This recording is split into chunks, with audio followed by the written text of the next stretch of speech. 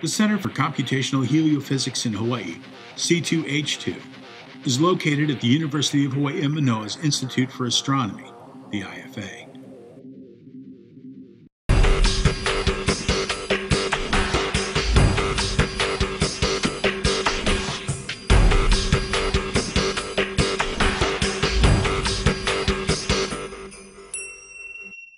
C2H2 is a group within the IFA that studies initiation and evolution of coronal mass ejections, the production of solar energetic particles, wave phenomena in the solar atmosphere, coronal and solar wind processes, and other topics pertaining to heliophysics. What is heliophysics? Heliophysics encompasses the study of the sun's heliosphere and the objects that interact with it. Heliophysics combines several other disciplines, including magnetospheric physics, ionospheric physics, and plasma physics. Heliophysics is closely tied to the study of space weather and the phenomena that affect it. Space weather is the concept of changing environmental conditions in near-Earth space. But let's start with the sun. Solar physicists who study the sun should also have a degree in psychology because the sun is a very moody star, much like Neil Diamond in the summer of 1974. If you were to psychoanalyze the sun, you would see that the sun suffers from manic-depressive psychosis. The sun experiences periods of calmness or even depression in solar minima, alternated with euphoria during solar maxima, with solar flares and coronal mass ejections. Throughout the solar cycle, the sun exhibits unpredictable behavior, which can be thought of as two different phases. There is misplaced anger, where the sun holds up its emotions tight, letting them build up inside. These are the solar minima.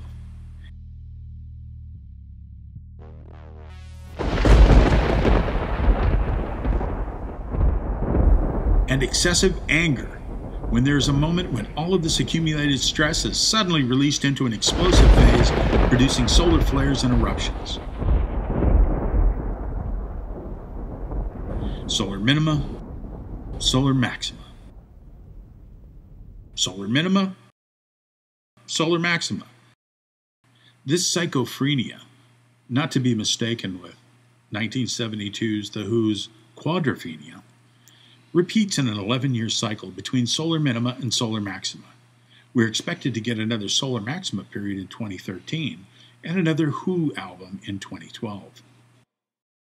Living with an angry sun comes with its own hazards. When plasma is ejected from the sun, either in the form of the solar wind or coronal mass ejections, the plasma actually carries away some of the sun's magnetic field with it. This means that the Earth is constantly bombarded by a stream of energetic charged particles and magnetic fields from the sun. During the sun's manic phase, it produces numerous flares and coronal mass ejections, which perturb the steady solar wind flow and may create shock waves in the heliosphere. Shock waves in the heliosphere act as power accelerators for charged particles. These particles cause serious radiation threat for astronauts and spacecraft in outer space. The solar wind pushes and stretches the Earth's magnetic field into a vast comet-shaped region called the magnetosphere. As the solar wind flows past Earth's magnetosphere, it acts like a cosmic generator, producing millions of amps of electric current. Earth's magnetosphere and atmosphere act like a protected shield for us from the solar wind and other kinds of solar and cosmic radiation. The sun's hot outer atmosphere, the solar corona, is constantly being accelerated into space. This escaping plasma travels from the sun and permeates the entire solar system.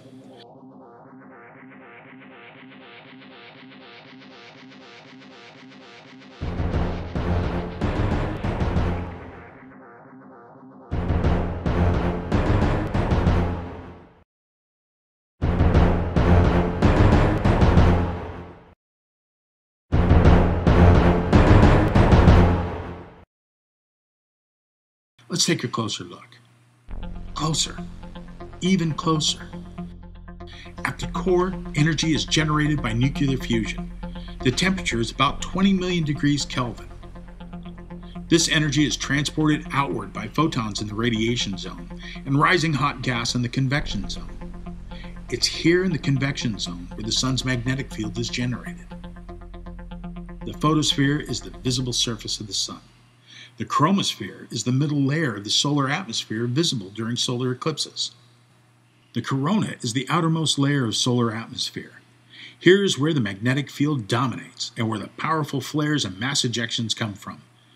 Beware, the temperature here fluctuates between 1 and 4 million degrees Kelvin.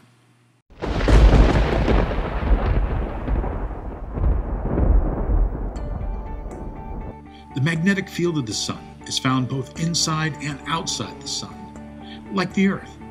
Sometimes, as the magnetic fields get more and more twisted up inside, magnetic fields that are normally below the surface will rise up and puncture the surface of the sun. This is where sunspots form. One half of the sunspot has a magnetic field that is exiting the surface of the sun, while the other half has a magnetic field that is re-entering the surface. Sunspots are dark because they are about 1800 degrees Kelvin cooler than the surrounding photosphere, appearing less bright in comparison.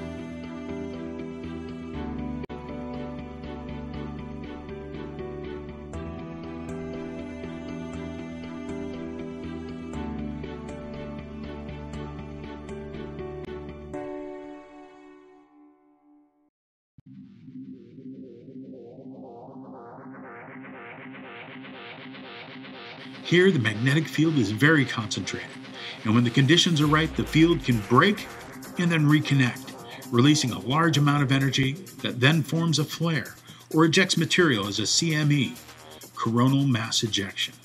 Coronal mass ejections are large-scale expulsions of coronal material and magnetic field into interplanetary space. They generate bursts of energetic charged particles that traverse the solar system. Coronal mass ejections, CMEs, are the most extreme events occurring in our solar system and are usually defined by large-scale expulsions of plasma observed as bright arcs by coronagraphs. An average CME would travel from Honolulu to New York City in 20 seconds, a fast one in 4 seconds. An average CME contains as much mass as a $500 million Hummer H2. An average CME has as much energy as 20 billion Hiroshima bombs, 200 million nuclear warheads, or about 100,000 times more energy than the largest earthquake ever recorded.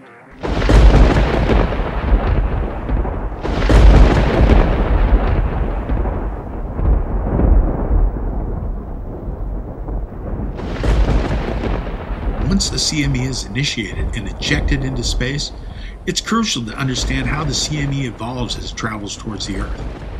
A key factor affecting CME evolution is the way in which it interacts with the solar wind and interplanetary magnetic fields.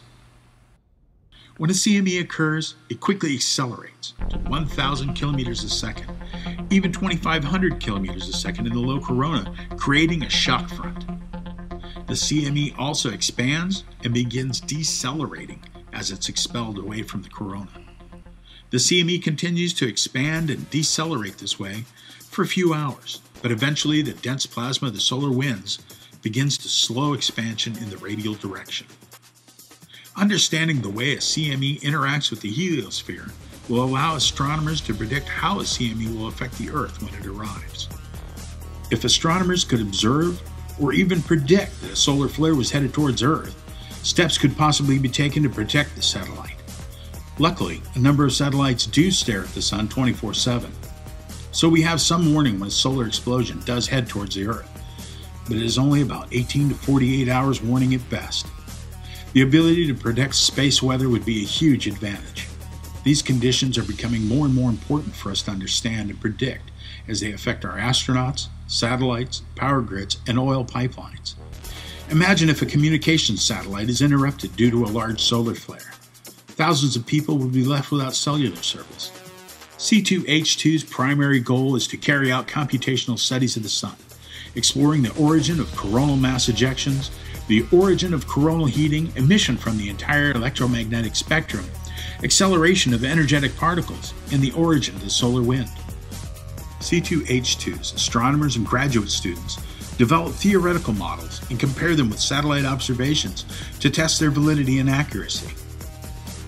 The ultimate goal is to develop a deeper insight into the physical processes guiding the behavior of the convection region, solar atmosphere, and solar wind in interplanetary space by understanding the conditions and physics incorporated into these models.